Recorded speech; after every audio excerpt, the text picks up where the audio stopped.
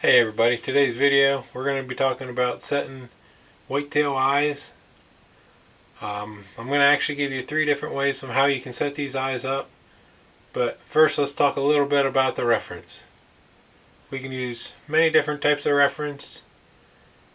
We can use pictures, which all you really have to do is go on there, go on to Google here and type in whitetail deer eye, and you will find many pictures that you can look at. We also have our choice. We have many different options on the 3D references. Most of the time we'll use both of these in combination. There's all these other choices. This one here is a Champion's Choice eye cast. It kind of shows you the eye shape and everything. I'll zoom in here and we'll get a better look at it. We want to be looking at this reference cast while we look at a photo of our deer. I have a TV set up in my shop and I like to have both of them at the same time. But even just looking at this reference cast, you can kind of just notice the soft roundness to it all. You kind of notice where the low point is on the bottom lip here. We're going to do the same thing on the eye. It kind of goes up and out nice and soft, and you kind of notice where it curves back is in the front part of the eye here, front third usually. But we can get a lot of information just looking at different angles of the 3D reference, where your pictures is just showing you the flat angle. But we use them both in concurrent, and then we can kind of shape off of that.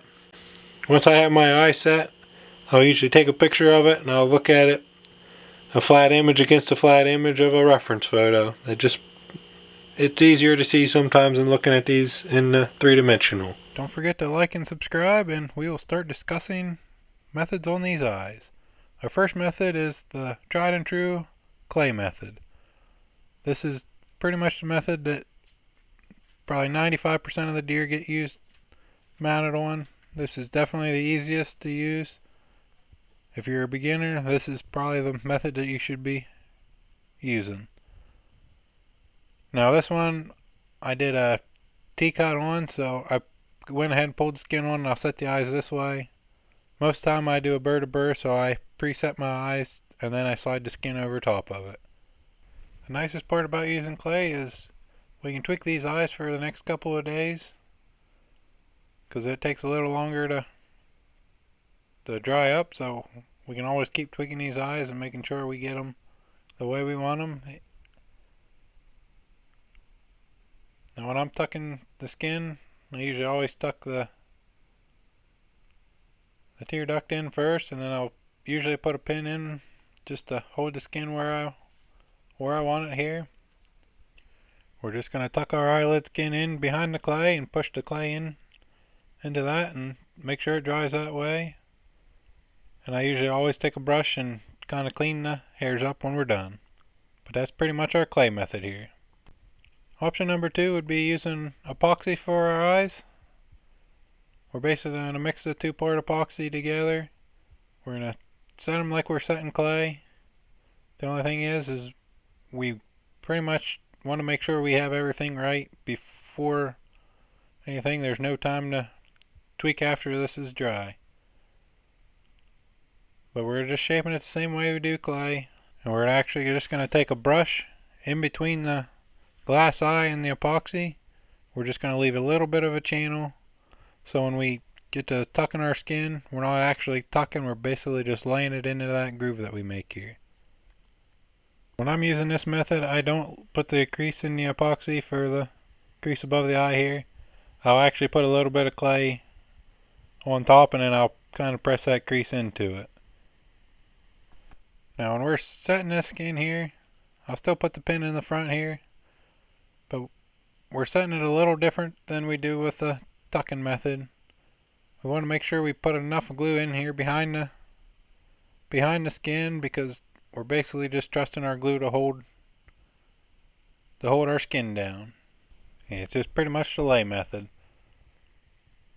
The nice part about this is when we slid our skin over this head, we didn't have to worry about messing the epoxy up at all because it was already set and cured.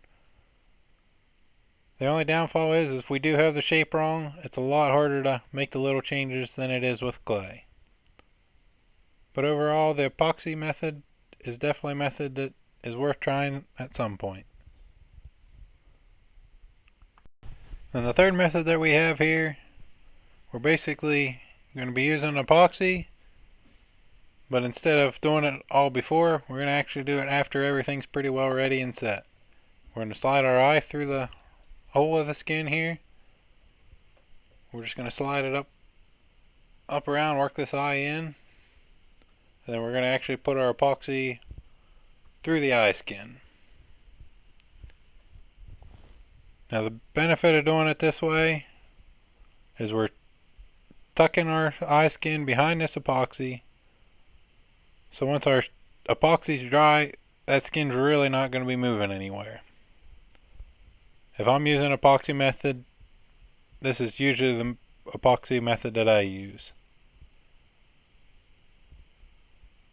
We're basically just going to work pretty much a shape in the lower lid and the upper eyelid.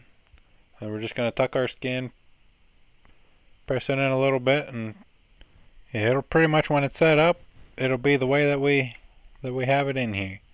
So we want to definitely make sure we get our shape right while we're setting it here, because once again, there's not a lot of play or forgiveness with it. But the nice part with epoxy is the skin does dry a little bit quicker than the clay, because the clay does have a moisture to it and the epoxy doesn't, so the skin dries a little bit and it does stay put a little bit better than the clay sometimes. But really, you always want to keep trying new methods, finding what works best for you. Even you might find yourself tweaking different things, using part of this method, part of that method. So the more techniques you have in your tool belt, usually the better result that you can get sometimes. But they're all pretty nice methods. I definitely use clay more than anything else, but I do use epoxy on a few eye sets every year just to kind of keep them in practice on that method also. But keep trying every method you can and try to get better. Thanks for watching.